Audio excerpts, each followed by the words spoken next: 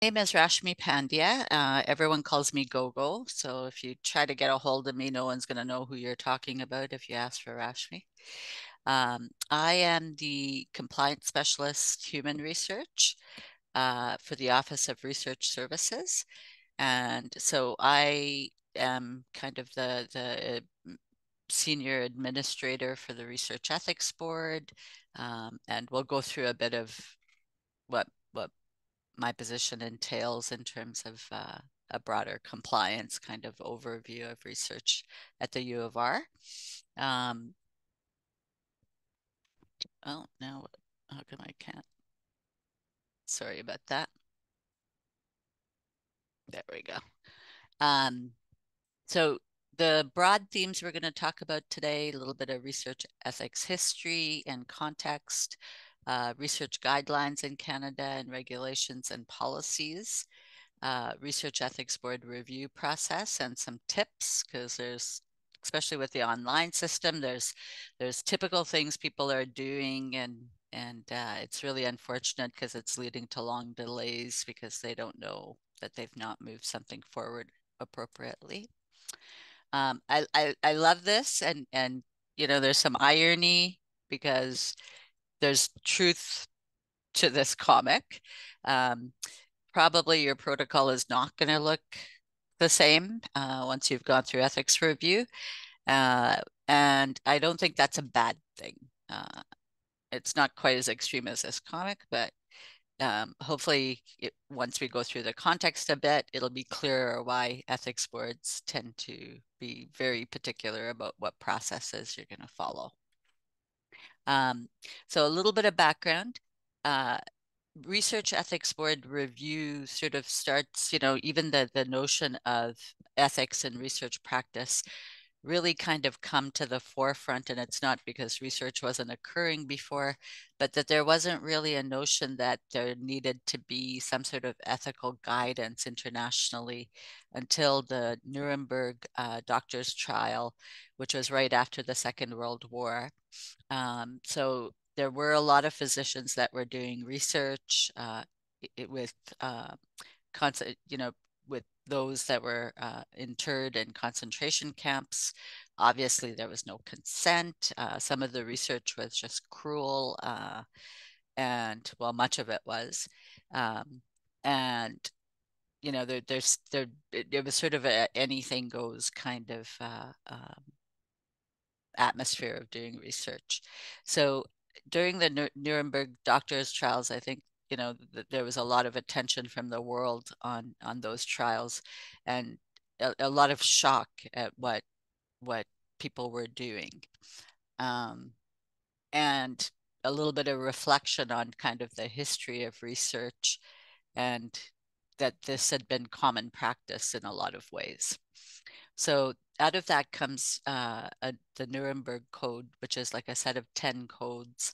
Um, and it's around 1947, 1948 that it gets finalized into the actual 10 statements of the Nuremberg Code. But this isn't actually sort of taken up as practice, like it's sort of out there as information, but it's not actually enforced in any way. It's not until 1964 when the World Medical Association puts out the Declaration of Helsinki, and it's gone through ratification and updating since that time, that an international sort of standard for research becomes acceptable throughout the world. Um, However, in North America, the standards still are not really put into effect. And one of the notorious cases and for those that had joined the session last time, I'm going to repeat it from last time, but this is kind of one of the key cases that really showed that there needed to be much more oversight over the way research is done. And that study was called the Tuskegee Study of Untreated Syphilis in the Black Man. And in 1932, the standard treatments for syphilis were toxic and dangerous. So there was there were a few different treatments and they all were incredibly painful and had long-term repercussions. So the aim of this study initially was to see if it'd be better not to treat patients for syphilis, but rather develop treatments for each stage of the disease. So the doctors recruited 399 African American men thought to have syphilis and also 201 healthy African American men as a control group. The participants were all taken from an area in Alabama, a district in Alabama called Mason County. Predominantly, and most of these individuals were not had no education whatsoever, didn't have access to medical care, were incredibly poor. At that time, it was a district that was known for, the population was largely sharecroppers, so very poorly paid. And patients did not give any kind of informed consent. And in fact, they were not told what disease they had. Instead, they were told they had something called bad blood. Even after the discovery of penicillin as a treatment for syphilis in the 1940s, the study continued until a whistleblower leaked the story to the press, and the story hit the media in 1972, which is quite late. By the end of the study in 1972, 28 of the men had died of syphilis. 100 had died of syphilis-related complications, and painfully, I'd like to add. 40 wives or participants had contracted syphilis, and 19 children of those partners had contracted syphilis at birth. Some of the treatments that were presented to the participants as medical treatments were things like spinal taps, incredibly painful procedures. I'm not sure if anyone knows what those entail, but it's not something you'd go into lightly. What is more atrocious is that the government agencies that were responsible for starting and continuing the study were the U.S. Public Health Service and the Center for Disease Control. Having just gone through the pandemic, you know how important the Center for Disease Control was, and the role that they, should have had at that time and still have, as well as the Public Health Service, to, care for the well-being of the citizens of a country. The director of the Public Health Service, when this all hit the media, had this to say: the men's status did not warrant ethical debate. They were subjects, not patients, clinical material, not sick people. And I think it's this attitude, this sort of raised a huge uproar when this hit the media, and led to sort of a call for common practices and guidelines that had to be followed in human research. Some other examples that are quite problematic are the story of Henrietta Lacks. She was a cancer patient at Johns Hopkins University Hospital in 1951. As part of her clinical treatment, samples were taken from her, and without consent for research use, the researchers at Johns Hopkins University created a cell line, the HeLa cell line, which to this day is being used in cancer research. There was, no consent. Mrs. Lax actually didn't know that this was happening at all. Her family was never notified, and when people did find out this was happening, even though the university was profiting quite largely from this, nothing was shared with either Mrs. Lax or her family. Research with indigenous populations and tissue and genetic biobanks that has been quite problematic. I'm going to pronounce both of these people's names, group names, very, very inappropriately here, so apologies. The Havasupai in Arizona and the Nutu-Nulth First Nations in BC. In Arizona, researchers were invited into a community from the University to study the high rate of diabetes in people. The researcher used the samples to study tribal schizophrenia, population genetics, and migration patterns, obviously without consent to do those things, and it really stigmatized that population. A similar situation in BC when a researcher from the University of British Columbia um, was invited into a community to do some genetic testing on arthritis and related diseases. The researchers shared the samples for research with over 200 researchers, and research on HIV/AIDS, population genetics, and evolutionary history was done. And again, really stigmatized that group, and certainly would have not been something that they would have consented to had they known prior. Closer to home, we have the residential school nutrition experiments, predominantly done on children in residential schools, but there were some community nutrition experiments at the same time that were related. The research the department, the people that were sort of in charge of those experiments were the Department of Indian Affairs in partnership with a well-known pediatric researcher from the Hospital for Sick Children in Toronto. So they carried out these trials on First Nations and Métis children in residential schools. There was no consent from parents. Parents didn't even know what was happening, neither did the children for the most part. In these experiments, control and treatment groups of malnourished children were denied adequate nutrition and health care. So things like dental care, they withheld those to see what the results of the study would show.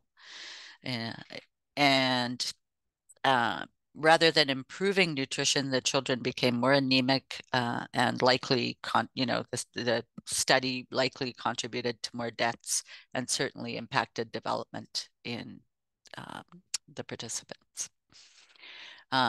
These are all biomedical, so certainly since U of R doesn't have a medical school, the question might be, well, how does this apply to us? Well, there are behavioral studies that are just as problematic. So the Stanford prison experiments, which, has been very popularly known now, the details of that and the impact it had on participants and long-term impact for some. The participants were all students. And there's films made about it now as well. So there's a couple of different ones, I think. A recent one, I think, maybe 10 years ago. Closer to home, the case of David Reimer. David Reimer was a twin, born in Winnipeg, and when he was 8 months old, his parents had they'd sent him for a circumcision, and something went terribly wrong, and irrevocable damage was done.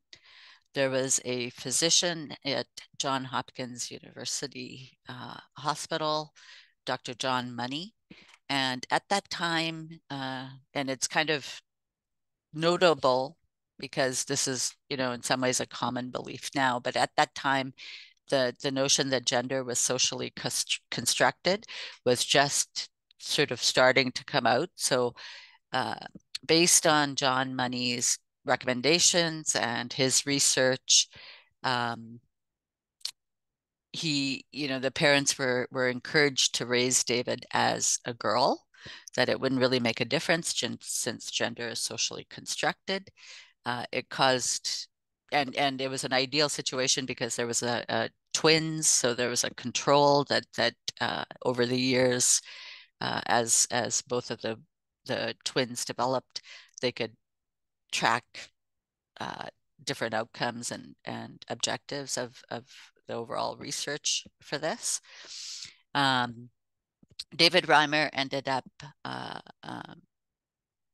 after sort of being treated as a girl, subjected to hormone treatments, etc. sort of went back to identifying as a male and suffered some severe psychological consequences of uh, what had been done to him, and killed himself when he was, I think, 31. So the ethics context is that ethical conduct, one of the key things research ethics boards consider is that ethical conduct of research is essential to good study design. It can determine whether scientific journals will publish research, and it's a condition of the University of Regina holding Tri-Council funding, which is CIHR, NSERC, SHRC. And research must be conducted under those conditions in an ethical manner, following Tri-Council policy guidelines. And other funding sources also have requirements for ethical research conduct. And most journals will ask to see evidence of RUB review. So the ethical guidelines that Research Ethics Board follow in Canada, the Research Ethics Boards follow the Tri-Council policy statement for the ethical conduct for research involving humans. There's a new edition that came out in 2022, so that's the edition we follow. And there's three key principles that are that run throughout the guidance. The first is respect for persons. So that's respect for a person's individual autonomy. The importance of informed consent with emphasis on informed. That participation in research must be voluntary. And privacy and confidentiality concerns. The concern for welfare, which is the second principle, means that ethics boards will look, will be trying to make sure that researchers are assuring the physical, mental, and spiritual well-being of participants, as well as the social and economic well-being of participants. And it'll consider things like a quality of a person's experience in the research context. Justice, this is a big one. Some of the things that ethics board will look at is the fairness and equity in research inclusion. So, how are study participants selected? Have researchers made effort to be inclusive?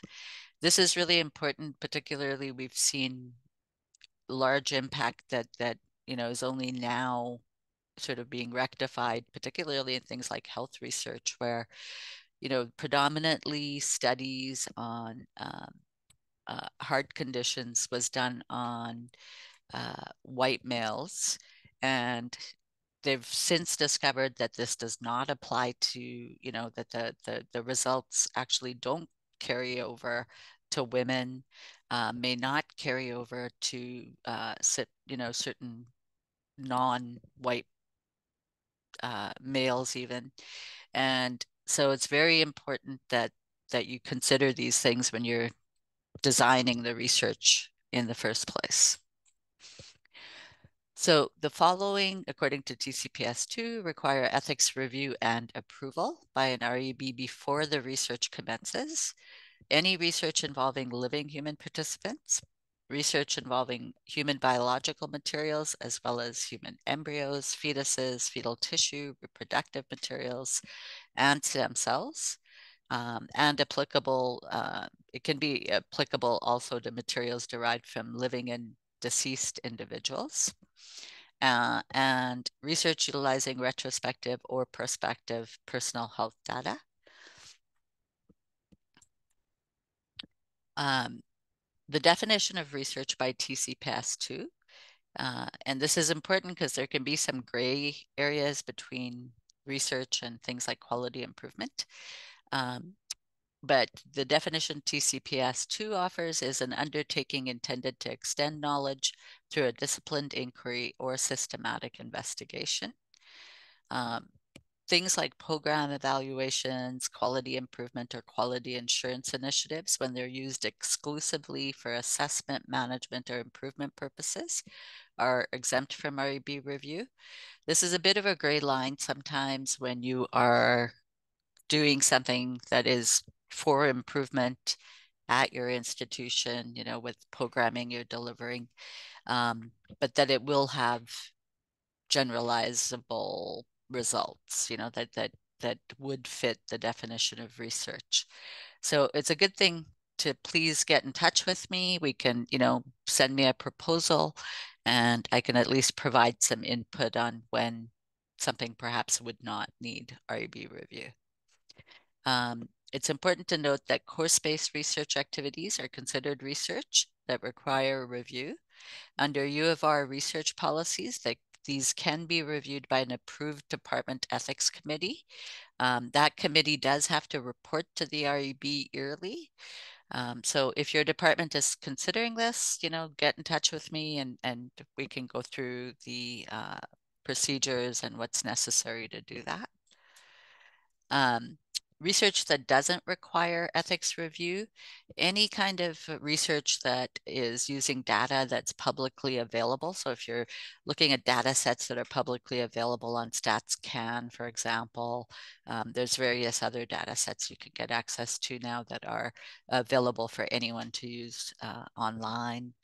That kind of research doesn't require REB review. Mainly it's always anonymized data and it is publicly available. Any kind of research that is occurring in the public domain and the individuals to whom the information refers have no reasonable expectation of privacy. Research involving observation of people in public places does not involve any intervention staged by the researcher. And those that are being observed have no reasonable expectation of privacy. And that any dissemination of research results does not allow identification of specific individuals. This one's a bit of a tricky one because you want to make sure that you're not picking out individuals from a crowd or something when you're doing research that is observation. Creative practice activities. For the most part, these are not necessarily. I want to give a shout out to a supervisor in film, though, who did send one of their graduate students to talk to me. It turned out the student didn't require REB review, but we have had not just in that case, or in that department, but we have had studies coming forward recently where students have gone ahead because they didn't realize they needed REB approval, and the REB cannot approve anything retroactively. So you don't want to find something like that out when your students are going to defend their thesis, or if you're students when you're getting to that point. And we'll talk a little bit more about when you need to submit in a short while here. So according to the TCPS2, there's two sort of ways to categorize research. And at the U of R, we've added another category to the first, which is minimal risk research. But there's also an above minimal risk research category, and those kinds of studies usually go to the full board for review. Minimal research, according to TCPS2, is research in which the probability and magnitude of possible harms implied by participation in the research is no greater than those encountered by participants in those aspects of their daily life that relate to the research. This is very important. There is no definition of above minimal risk. However, from the definition of minimal risk, we can say that above minimal risk studies would entail that the probability and magnitude of possible harms implied by participation in research is greater than those encountered by participants in those aspects of their daily lives that relate to the research. So what an ethics board will do is what's called a proportionate review. If anyone's familiar with philosophical theories such as utilitarianism or consequentialism, essentially research ethics boards use a similar way to assess, uh, you know, whether research is ethical or not. So we do, though, follow a couple of major, main principles, which is beneficence and non-maleficence. And essentially what this means is ethics boards will look that harm is minimized by the researcher and that the researcher is maximizing benefit. This is important because in quite a few, in most research, there might not be benefit to the individual participants, but at that stage, we'd be, ethics boards would be looking to see that there at least would be benefit to the group that the individual belongs to, or sometimes even to society at large. And people can, consent to be in studies where the benefit would be towards society in a larger context and not necessarily to themselves at all. But we would assess how harm is minimized in those kinds of projects. So the we kind of do an assessment and balance of real and potential risks, harms, and benefits.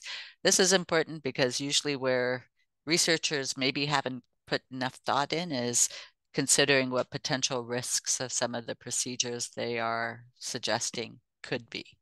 And it's important to sort of try to project, what could go wrong with these processes. So there's 4 different kinds of applications. We've rolled we used to have 2 for a behavioral application and a biomedical. It's a single standard application form now, with drop-down menus for, to account for the differences in those kinds of applications. There is a separate application for faculty and for students. It's important to use the correct one because these are metrics that we collect, and student applications are fast-tracked given the limited time students have. We want to make, you want to make sure that the recruitment, consent form, and process data security sections are really well thought out prior to submitting. Otherwise, it can slow down reviews. There's a secondary use of data form.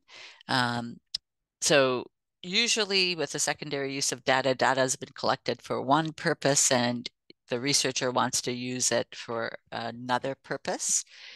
We do have in TCPS2 the option to accept a waiver of consent in some cases, but there are a number of elements to that waiver of consent that researchers need to address. The secondary use of data form is quite a bit simpler than the standard application form. There's also a very simple, straightforward course-based research ethics form. It's really important that you use our templates for surveys, consent forms, etc., and that you make sure students understand ethical requirements of privacy and confidentiality. I'm not sure if everyone is aware of it, but I will come out and actually give an ethics talk in your course that goes through some of the important elements in TCPS2. So if you're interested and you are going to be assigning a research project for students that will entail human interaction with human participants, please give me a call. We can schedule a session for your students.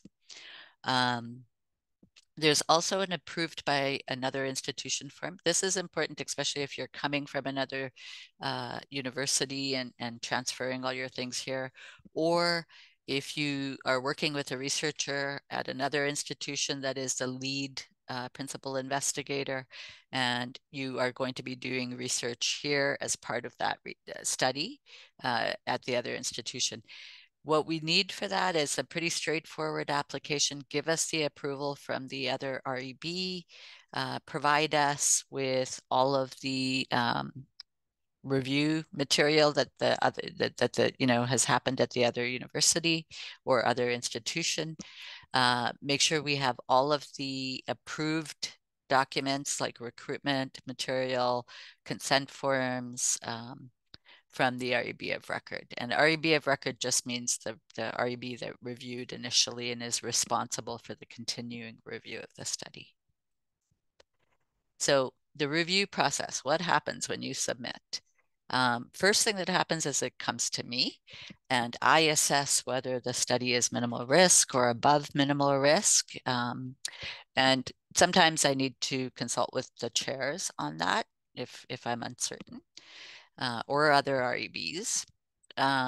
With minimal risk studies, they're going to undergo what's called a delegated review process, and a notice of ethical review requesting revisions will be issued, or an approval letter will be sent to researchers. That should have been updated because we don't do that anymore. Because everything's on Converis. You will receive an email that you need to keep for your records once your study is approved, and that is the approval. There's an approval email that's issued once the chair approves a study. Minimal risk studies can be submitted to the REB at any time. There's no deadlines for submission. Above minimal risk studies are reviewed at monthly board meetings. We are just currently finalizing a schedule for those. But if you have a study you think would be above minimal risk, maybe get in touch with me early before you start working on the application, as I can give you some tips on that. For minimal risk studies, it's usually about a 6-week review timeline, and I'll go through why that is. If we have a higher volume, that can be up to 8 weeks. So just something to keep in mind, especially with, if you're supervising students and they have short timelines. Don't wait to submit, please. So the Research Ethics Board membership consists of 2 chairs. There is a chair that reviews predominantly Indigenous research protocols. And then the other chair sort of deals with most of the other studies. And there's also a vice chair that predominantly reviews student applications, and that's at every level, undergraduate, master's, and PhD projects. And will also assist when we've got a high volume that the other chairs can't take on. Our membership at the REB is voluntary. So the membership consists of faculty from various departments and staff. We try to assure we have subject matter experts on the REB. Here is what I would say. I'm going to do a shameless shaming of certain departments here. There are certain departments we get more applications from than any others. And it is the responsibility of each department to assure that there is expertise on the board that can review those kinds of protocols. I'm not going to say the departments that have no membership on the REB, but I will say that they are the ones that submit the most. So it would be important to make sure that you do have representation on this board. And if if you're from a department that doesn't have any representation, consider joining, please. We also have community members that are representative of some of the different areas or communities that research at the U of R takes place with or within. And we also have community members that include those with expertise in law. And we also have a physician on the board currently with expertise in medical research. We also, we have a good number of students actually currently. We have 4, I believe. So we also have student representation on the board. So it's a fairly representative board. So just to sort of visualize what the process flow is, we have sort of divided up minimal risk studies into lowest risk, which are fast tracked, and then minimal risk. So the lowest risk studies are things like anonymous surveys. If you're asking for secondary use of data and it's pretty straightforward, that'll be lowest risk. If you're doing research that's we have a lot of research where you're essentially interviewing experts in your field, and the questions are pretty straightforward. There's really very, very low risk involved. That the lowest risk category would sort of encompass those. And what happens there is it goes to the compliance officer, me, and I review for completeness and risk. And in the case of the lowest risk, I also submit NER comments to the chair, excuse me, to the chair for review. The chair will review and compile a single NER and submit that to the researcher. The researcher responds to that notice of ethical review, updates any documents that require updating, submits all of that and track changes back to the chair, and then the study is approved. Excuse me. We also have another level of minimal risk, and excuse me for a moment.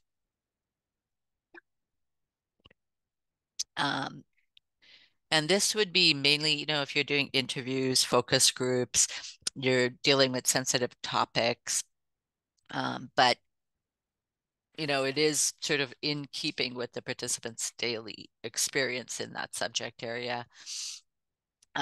Those would be deemed minimal risk, and those studies go, I will review if I don't think the application's complete or if there's real problems. I might make comments, and at that stage you can still edit your application within Converse. Once that goes forward to the ethics board reviewers, and you'll get an email at each stage of the review. Then it goes to 2 ethics board members, and they submit reviews. We are really trying to assure that we get appropriate expertise reviewing studies. That's not always possible if the volumes are high, but we do try to get people on that might understand your research methodology. The ethics board member reviews go to the chair, who compiles a single NER with their comments, and that gets submitted to the researcher, and the researcher makes a resubmission with, responding to questions on the NER document and submitting any updated documents and track changes.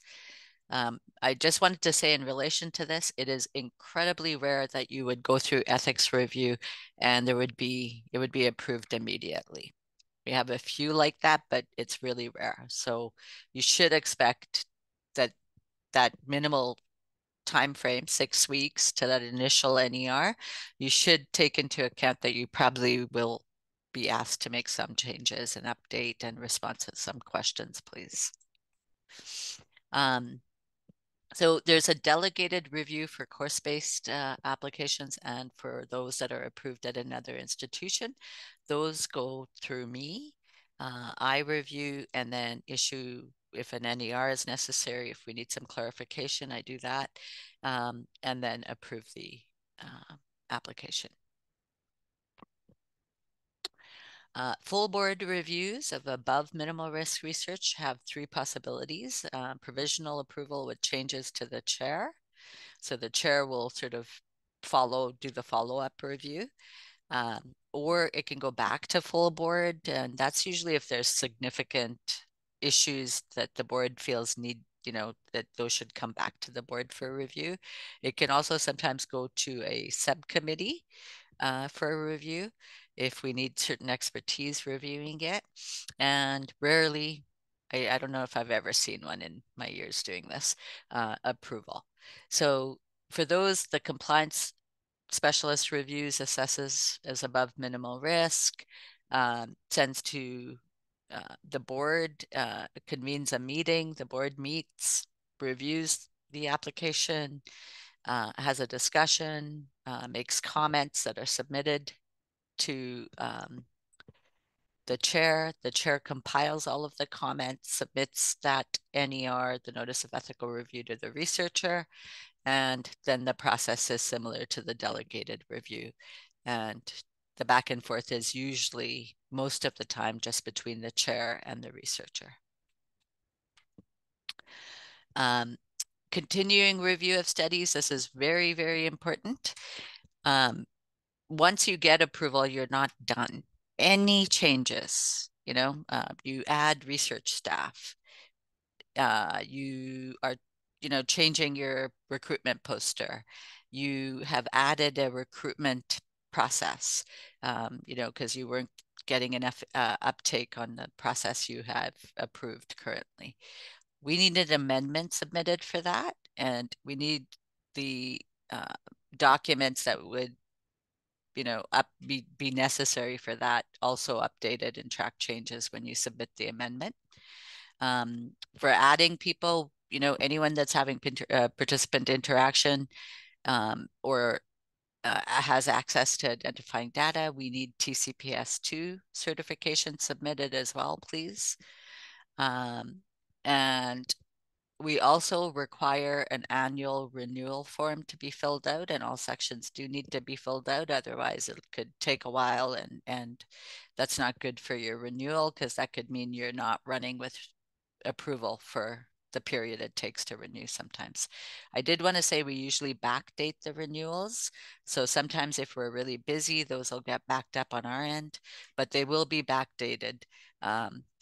We do try to send out notifications when renewal is due, but please keep in mind it's also the researcher's responsibility to know when that kind of continuing review documentation is necessary. Okay, so research should have potential for academic or scientific merit. The question should be of sufficient value. It should be conducted as per REB approved protocol. The findings should be disseminated accurately and in a timely way. And this is a key area that will always be asked on NERs.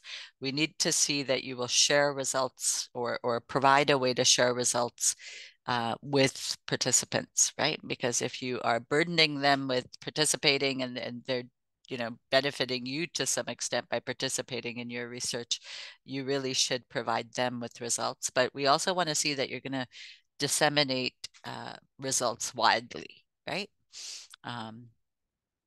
To minimize burden on participants and to share those research findings publicly.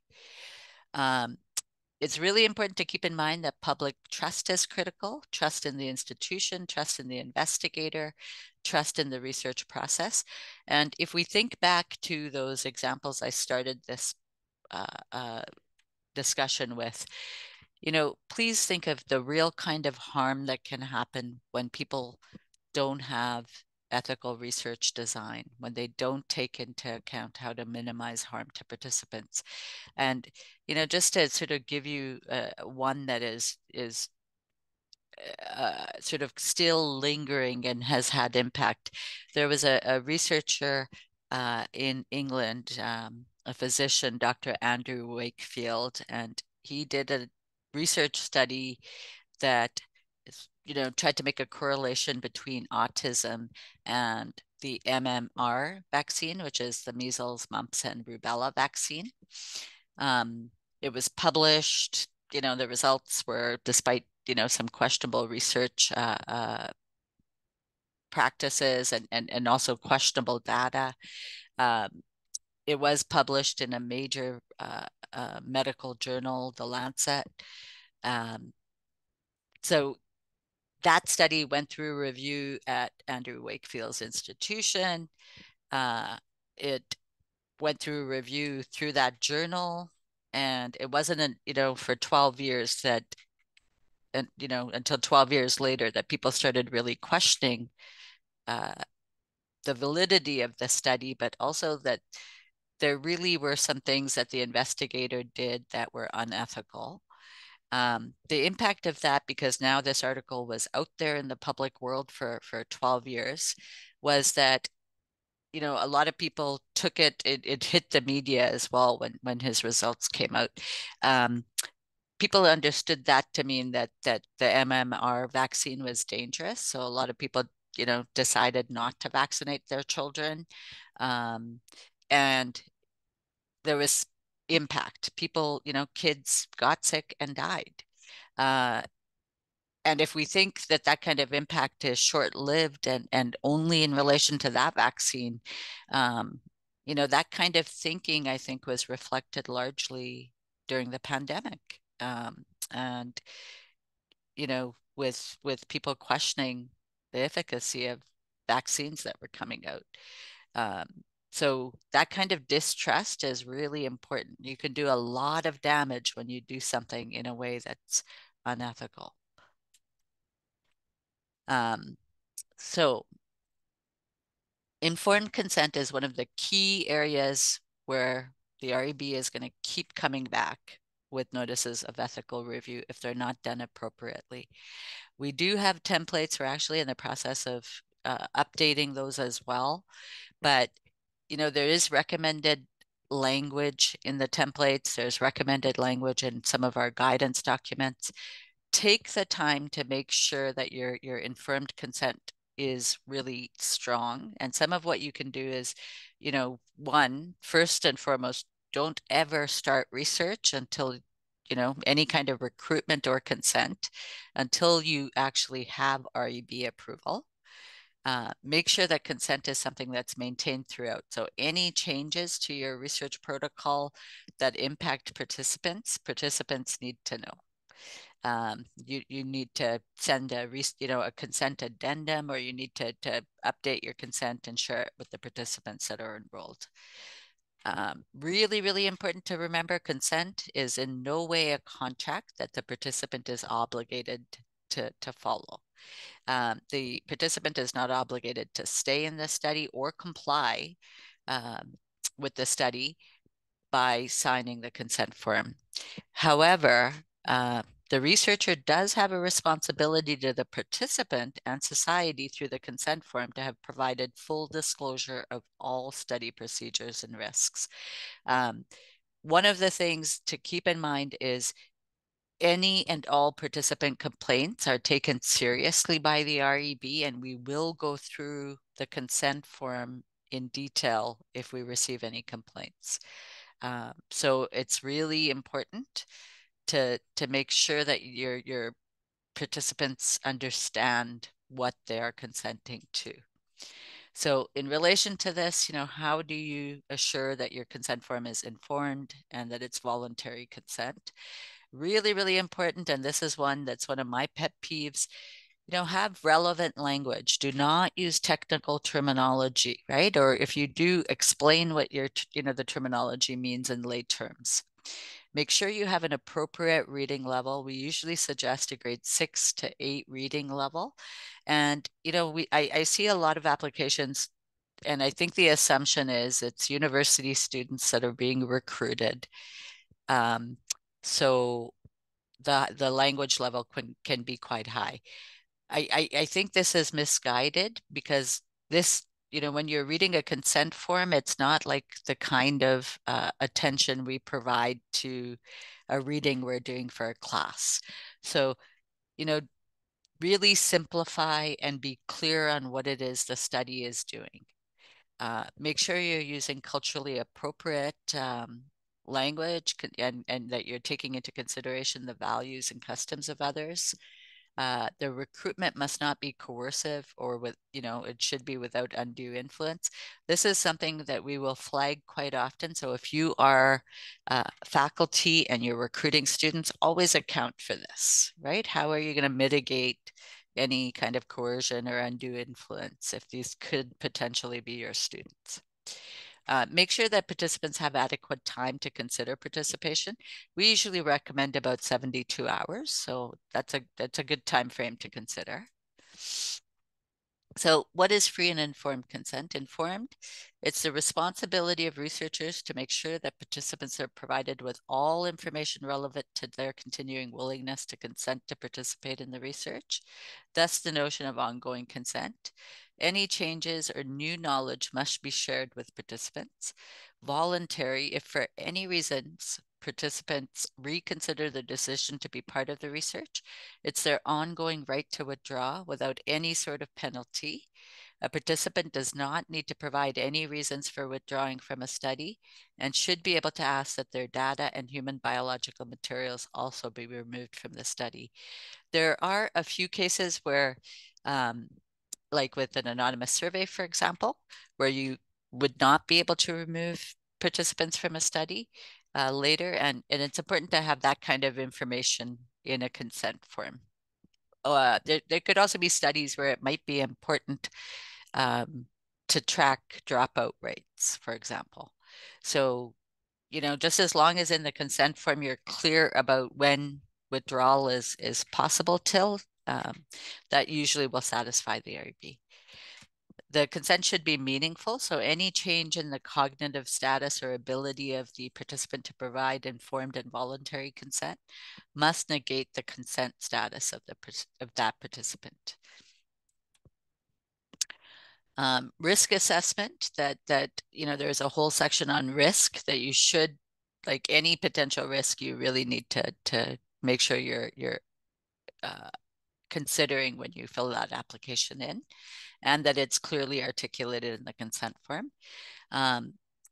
The risk assessment should include things like the vulnerability of participant pools for the study and the capacity to consent or assent. For most studies now, we are asking with children and things like that, we are asking that an assent process be in place, right? Unless they are obviously very, very young, right? And even then, some sort of script so that children can back out of research if they want to. So who do we, when we talk about vulnerability, what do we mean? Any kind of marginalized groups or populations, so women, BIPOC populations that have traditionally been either underrepresented in research or been used for ill-designed and ethically problematic research.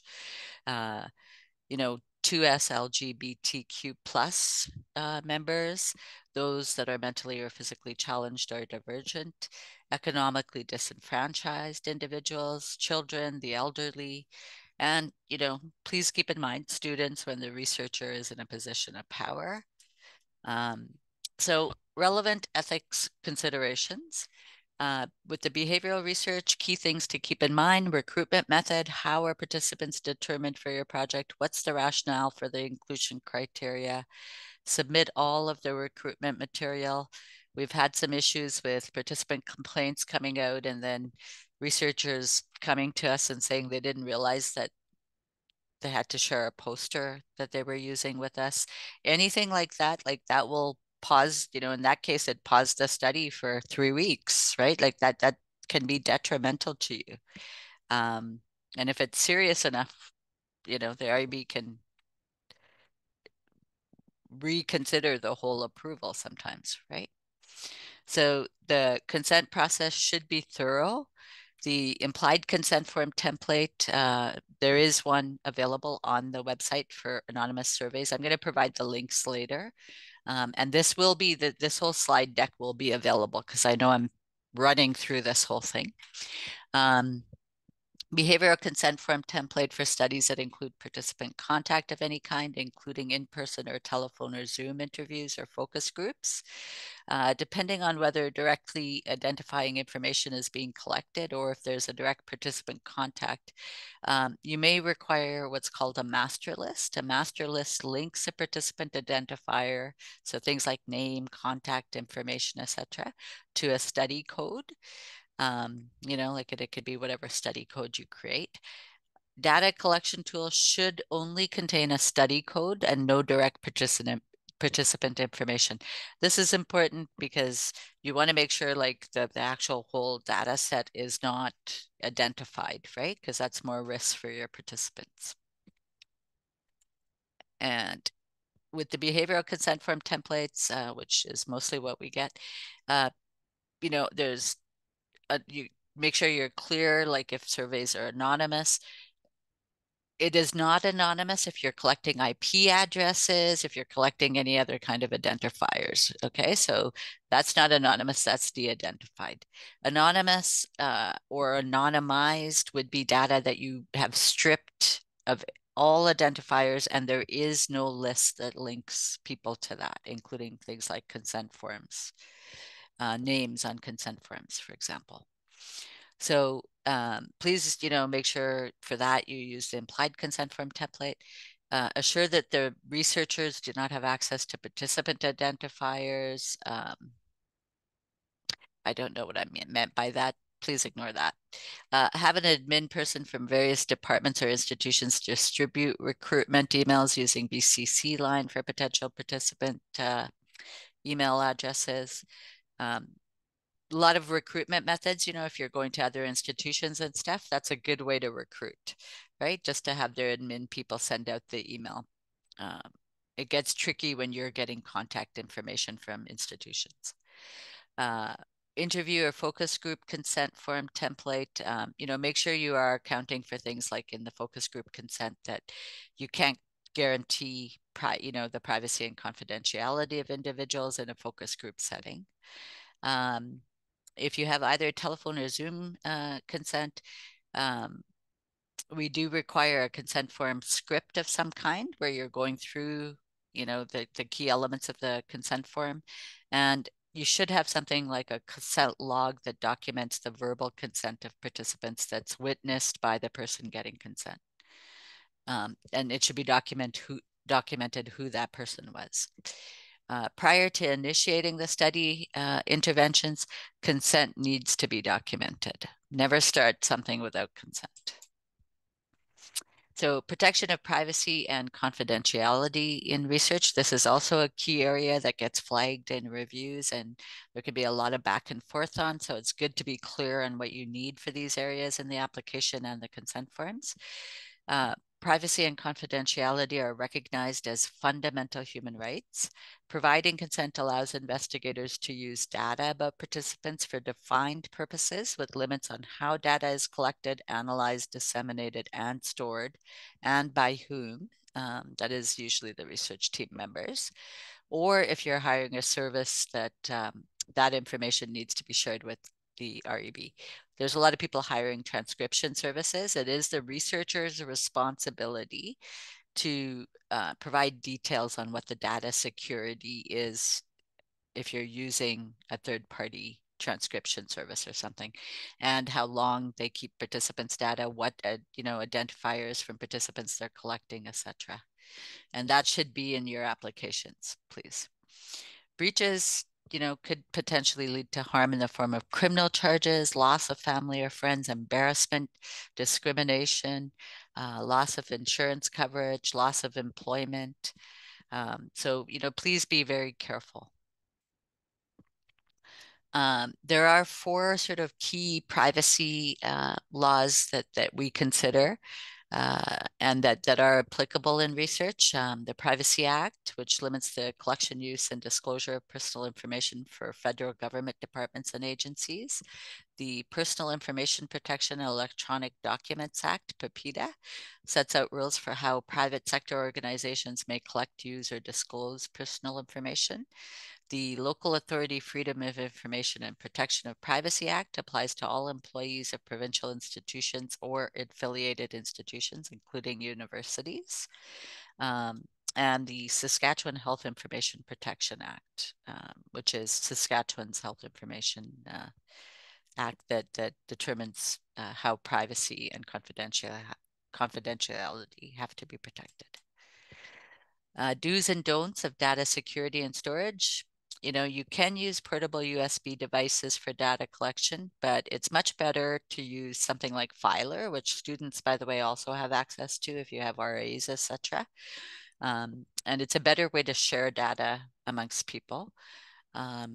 So consider that, please. And, it's good if you are going to use that, maybe reach out to me. We have some templates that you can also use to explain processes in the application. If you are going to use a USB to share files or something, make sure it's password protected. If you're sharing through, share drives or something, make sure that files are password protected as well. And the access to research data, things like consent forms, etc., the data collection tools should be only the research team members, please. Make sure any identifying information on consent forms, your master list, are kept separately from your data set that should be de-identified. just to protect participants, because if a consent form gets out, it's not as bad in some ways as the data set and the consent form getting out, because now people actually have all kinds of details on participants. Please note, for student projects, the supervisor is responsible for retaining all study documentation securely for the entire life cycle of the study, right? So that's usually the retention period that you're stating. This is university policy, please.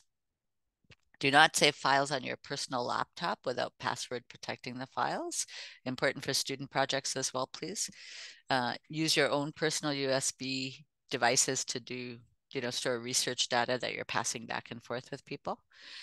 Leave data where someone else could find it. Send data to or from emails without adequate protection. Just common sense, right? You can keep the data depending on what you say the retention period is of 5+ to 25 years. So it has to be greater than 5 years. That is on the application. So make sure you take that into account in consent forms and things, please. To 25 years following completion. And that should be the PI, right? You don't want everyone related with the study having data sets and consent forms and things like that. Please delete files when no longer required, especially student stuff. Permanently delete data from devices when no longer required using trusted deletion software. Please don't assume that because data are coded or not on sensitive topics that you don't have to comply with all of the data security requirements. You do, and you should account for that in the application forms, please. Please don't discuss the data with anyone not on the study team. And please keep data or the master list. Please don't keep the master list or the data unsecured on your home or office computer or in your home or office. I'm not going to go through all of these because I think I've covered most of these. I left it in. It's really useful information when you get a notice of ethical review back and you go, but why? Why must I provide this information? Fundamentally, on consent forms, the things we will flag as missing are coming from Article 5.3 of the TCPS2. I've highlighted some of the ones that are really key. But there are some here that people quite often question. And, please note that in Article 3.2, Ida L, one of the important things is, we do need an indication of what information it will be collected about participants for what purposes, and we need an indication of who will have access to information collected about the identity of participants. And your participants also have that right. So when you add people that are going to be having participant interaction, please include them to your data set. I mean to your consent forms, and make sure that if they're accessing data, you do the same, please. I won't go through all of those. Bottom line, put yourself in the participant's shoes, right? How would you want to be treated if you were a research participant? And what would give you confidence in a research team? Some key things, please, please, please remember these. I'm getting so tired of sending back emails on this. The top, error that is going on is, and it's led to some really significant delays on projects, like 4 months, because something is sitting in draft or in preparation, which, by the way, you can see the status in the title of your project when you pull it up. So if it says in draft or preparation, you didn't move it forward. And the error people are making is that they're saving it and leaving, thinking it's moved forward, and it hasn't. You actually have to click on save and close at the bottom right screen. And in the pop-up, you need to move it to the next appropriate level of review. For student projects, at any level of review, it's going to go back to the supervisor, and the supervisor needs to move it on in the ethics review. So the initial moving it to ethics is moving it to compliance review. And then after the NER is received from the chair, in order to move it back, once the student makes changes, they need to move it to the supervisor. The supervisor needs to move it back to the chair for review.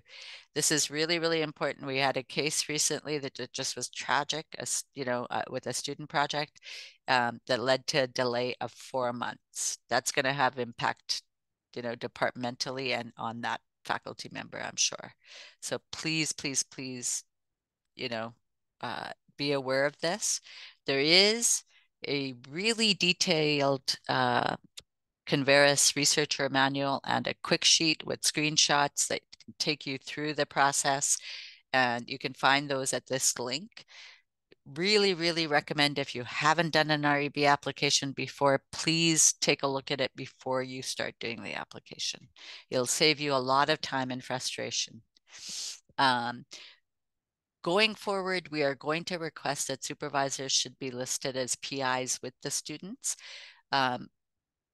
I believe we're going to actually try to implement this as a requirement soon.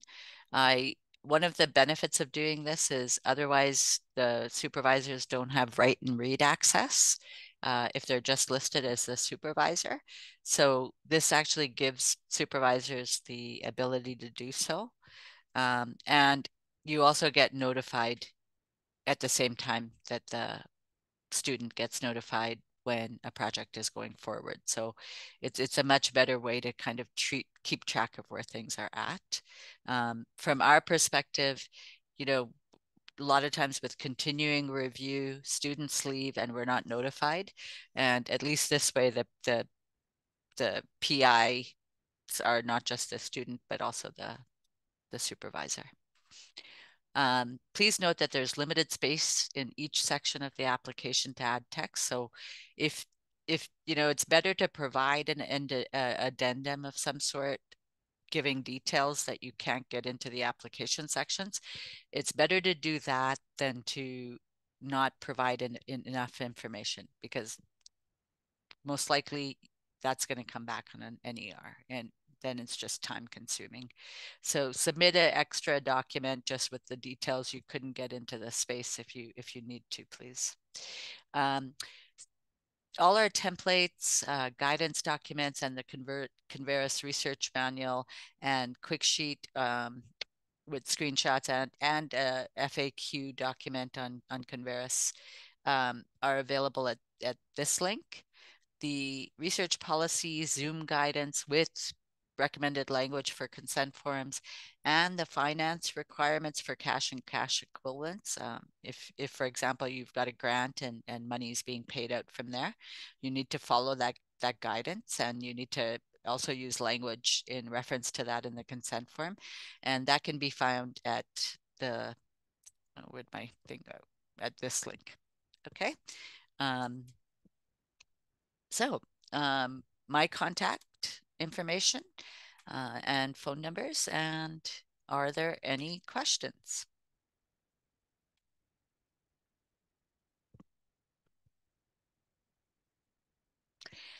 If you do think of questions at a later date, or there's anything you wanted some clarity on, you know, please totally feel free to reach out to me. And let me know. And I did also want to let anyone that is considering research with Indigenous communities know we do work quite closely. There are 2 new research engagement managers that are through the VPR's office. And I can direct you to the correct person for the type of research you're doing if you are thinking about doing any kind of research like that. So, you know, just reach out if you are considering any research like that. No question. I must have been very thorough, or people are like, that's the longest presentation I've ever sat through. One of the two.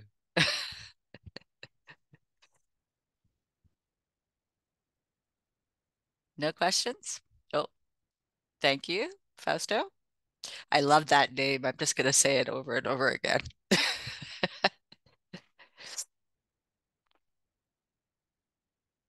Okay. And Stacy, I believe the presentation will be available, as well as the questions, if there are any afterwards, we'll compile, and the slide deck. Thank you. Okay. Well, oh, wait, is there something going on with questions or is it just Oh, you're comments? just getting kudos.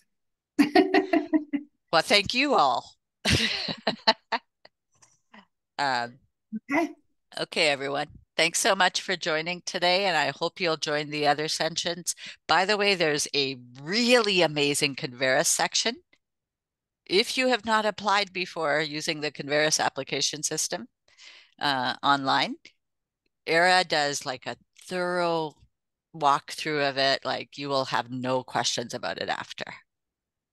So when is that, Stacy?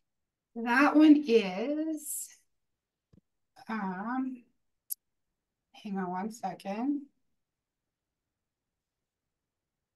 It's in March, Okay. 15, Okay. March 15.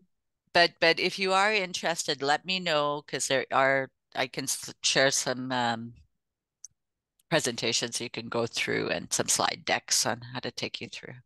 Okay. Okay. Thanks so much, everybody. Have a great day Thank and you. weekend. Mhm. Thanks, Stacy. Yeah, you bet.